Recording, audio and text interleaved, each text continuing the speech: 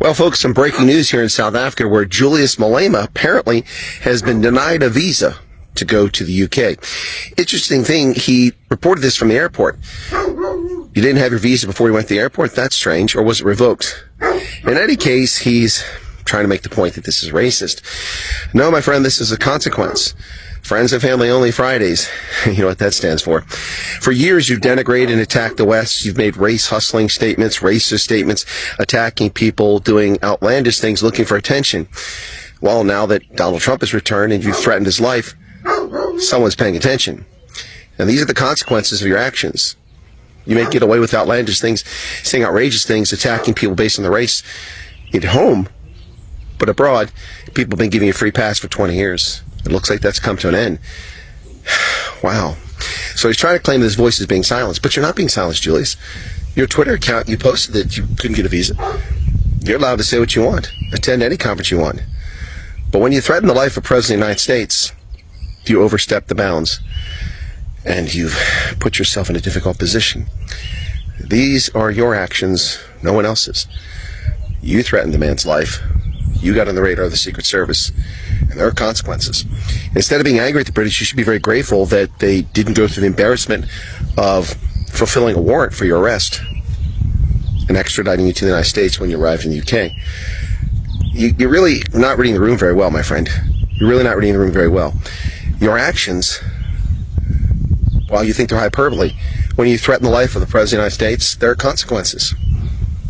And the long arm of the law has a long arm. You shouldn't do that sort of thing. This is probably a consequence of you threatening Trump's life and Elon Musk's life. You think that on Twitter you can just say whatever you want, there's no consequences. Well, in South Africa, if people use the K word, or they insult the dignity of someone else on social media, they get taken to court, the equality court. Sometimes put in jail for words they speak. Well, words have consequences. You're being denied a visa, and instead of being angry that you've been mistreated, you should be grateful that they didn't let you go to the UK and then be forced to arrest you and extradite you to the United States for prosecution for threatening the life of the President of the United States. Anyway, I'm not sure what you think you're going to accomplish with the rhetoric you've been spewing, but perhaps now you'll be aware that there are consequences to doing things like that. People are people, man. Saying ridiculous things about other people is unnecessary. It's unwarranted. And you've got yourself in this bind. So once again, folks, breaking news, Julius Malema from the airport OR Tampa, which I left a few hours ago, flying to the Northern Cape. I was at the same airport. I didn't see Julius there. I must have got out of town before he was at the airport. But he's been denied an entry visa into the United Kingdom. And he's angry. He's upset, saying that they're singling him out. Well, maybe they are singling you out and doing you a big favor, a huge favor. You think it's bad not to get a trip to the UK. Imagine being arrested, put in chains, and sent to America on a plane for your threat to the life of the president. Dude, that wasn't smart. You can get away with all kinds of stuff in South Africa. But you can't do that abroad. And now the chickens are coming home to roost.